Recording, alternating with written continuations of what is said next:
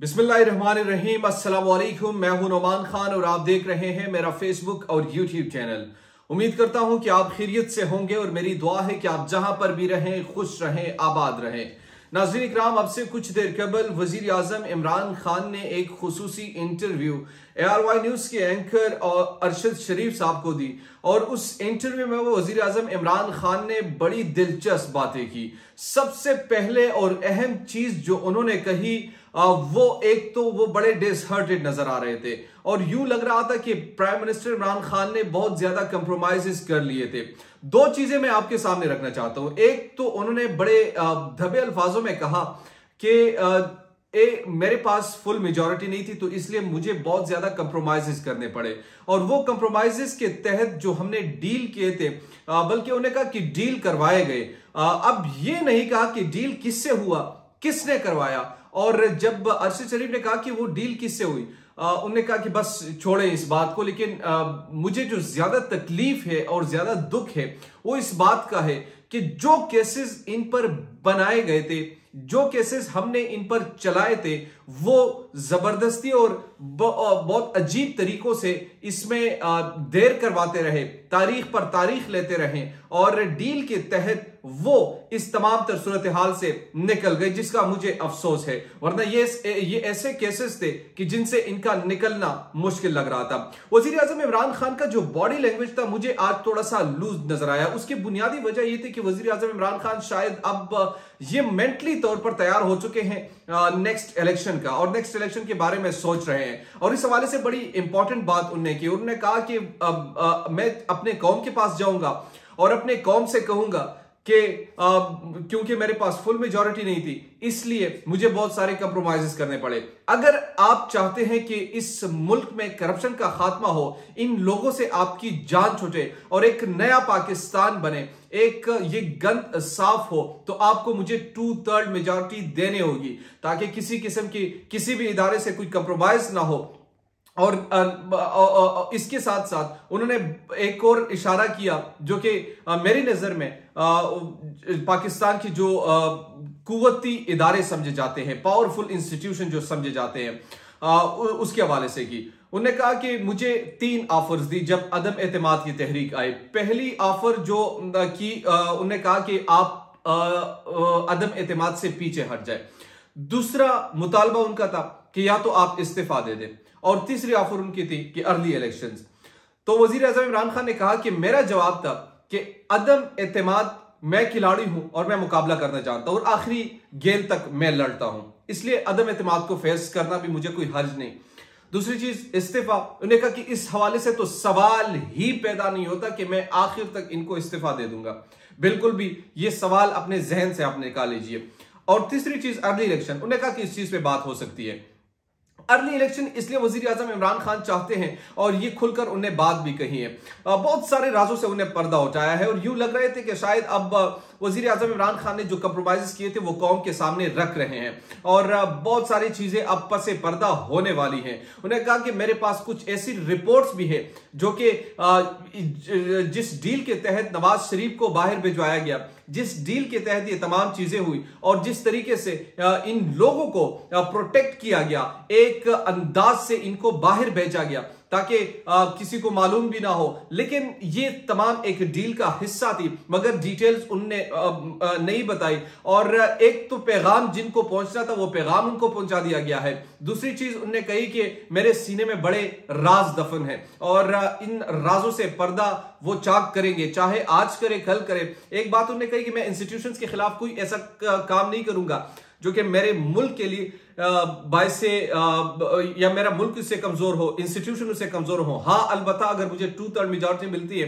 तो मैं फिर वो करूंगा जो मेरी मर्जी होगी। अब चूंकि बहुत सारी चीजों पर कंप्रोमाइजेस करने पड़ रहे हैं, बहुत सारी चीजों पर मुझे डील्स करनी पड़ रही थी, तो इसलिए मैं चाहता हूं कि अब मैं दोबारा इलेक्शंस की तरफ जाऊं और अगर वो अदम एतमाद का वोट भी जीतते हैं तो वो अर्ली इलेक्शंस के तरफ ही जाएंगे, ये वजीर आजम इमरान खान ने कहा है। एक और अहम बात उन्होंने कही, अरशद शरीफ ने सवाल किया कि जनरल फैज हमीद को क्या आप मजीद कंटिन्यू करवाना चाहते हैं या आपकी जाती पसंद थी वहां से या ये ताल्लुकात खराब हुए।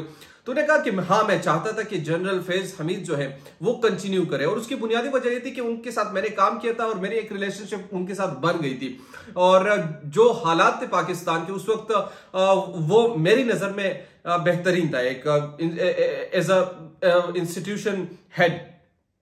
अच्छा, इस पर अरशद शरीफ ने सवाल किया कि क्या जनरल बाजवा वो क्या चाहते हैं। उन्होंने कहा कि उन्होंने मुझे कहा कि ये हमारे फौज के इदारे का एक रूल होता है कि जिसका टाइम खत्म हो जाता है पर हम उनको ये कर देते हैं, तो उस रूल को वो तोड़ना नहीं चाहते थे और मैं चाहता था कि वो कंटिन्यू करे। खैर, उन्होंने कहा कि ये मेरी एक जाती राय थी उस हवाले से, और वो अपनी प्रोफेशनल राय रख रहे थे।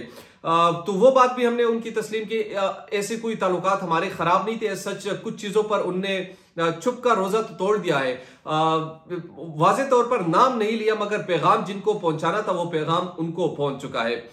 एक और अहम चीज वजीर आजम इमरान खान ने कही, एक सवाल किया गया आखिर में कि क्या आप संडे को तैयार हैं। उन्हें कहा कि कैप्टन मैदान में उतरने से पहले अपनी प्लानिंग पूरी करता है।